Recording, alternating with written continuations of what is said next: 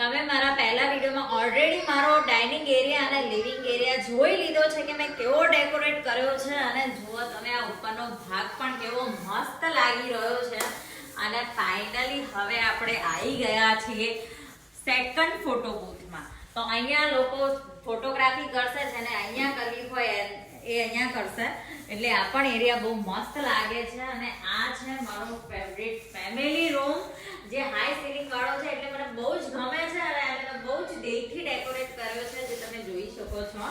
અને આ છે ફાયર એરિયા જેમાં મેં બહુ મસ્ત રીતે ડેકોરેશન કર્યું છે yellow and white colour with candle.